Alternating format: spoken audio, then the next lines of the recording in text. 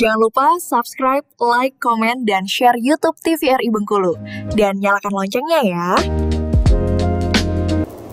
Sahabat sehat, terima kasih Anda kembali menyaksikan Dokter Gito bersama Kita Sehat dengan tema kita kali ini membahas mengenai kebersihan telinga, mitos dan fakta. Nah, tadi sudah disampaikan oleh Dokter Putri. Bagaimana dok? Ada kelanjutannya? Sambung? Lisda. Oh, berarti kita sambung ke Dokter Lisda langsung ya?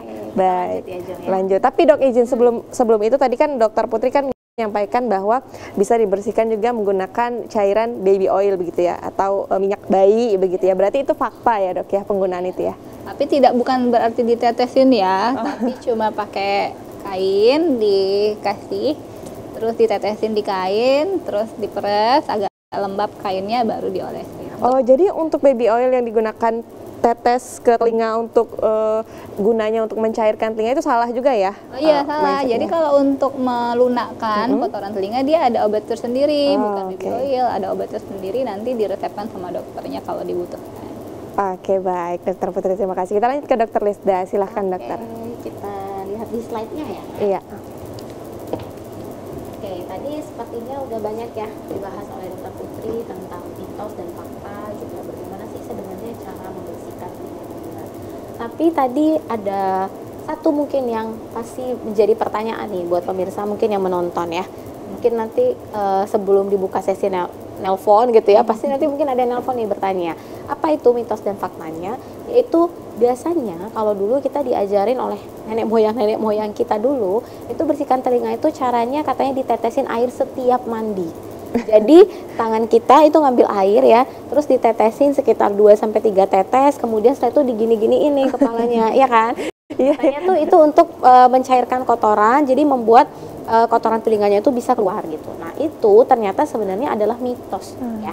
Jadi itu adalah mitos. Jadi itu nggak benar. Justru memasukkan air, apalagi air yang ada di bak ya. Kita tahu ya bahwa kadangkala itu kan banyak debu, banyak kotoran. Apalagi kebetulan mungkin di tempat toilet atau WC umum nih. Itu kan bahaya ya. Justru akan menjadi sumber penularan infeksi untuk telinga ya. Karena kita nggak bisa jamin air itu steril. Selagi air itu steril pun sebenarnya tidak boleh air dimasukkan ke dalam telinga, karena justru itu akan menyebabkan yang namanya otitis eksternal atau peradangan pada telinga bagian luar. Seperti yang dijelaskan oleh Dokter Putri tadi kan ada telinga luar, tengah, dan dalam. Nah luar yang sepertiga luar tadi itu bisa infeksi.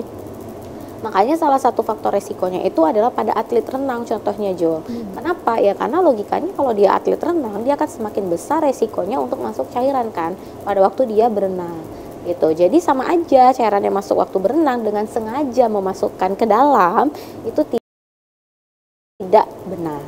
Ya, jadi itu adalah mitos, tidak boleh, malah akan menyebabkan nanti 2 atau 3 hari ke depannya pasiennya individunya jadi kaget kenapa jadi muncul keluhan kayak nyeri, penurunan pendengaran, nyeri tekan dan lain sebagainya gitu ya. Jadi itu salah satu sudah terjawab ya yang selama ini kita lakukan, karena itu masih banyak dikerjakan. Iya, masih banyak selalu seperti itu. Iya, karena izin dok, logikanya kan ketika dimasukkan air tuh ada sensasi panas atau hangat. Nah, mungkin berpikirnya tuh ini udah mulai mencair nih, jadi ketika dituang ke arah sebaliknya jadi keluar gitu. Nah, tapi dok, pada kasus misalnya ada hewan serangga yang masuk seperti semut, katakanlah begitu ya, masuk ke telinga kan juga sama tuh dok, sering salah satu caranya dengan memasukkan air, tunggu beberapa detik gitu langsung dikeluarkan lagi. Nah, itu berarti salah juga, beresiko tinggi atau seperti apa dok? Oke, jadi khusus untuk benda asing dalam telinga, khususnya untuk yang makhluk hidup ya, bisa jadi serangga, misalnya semut, lalat dan lain sebagainya,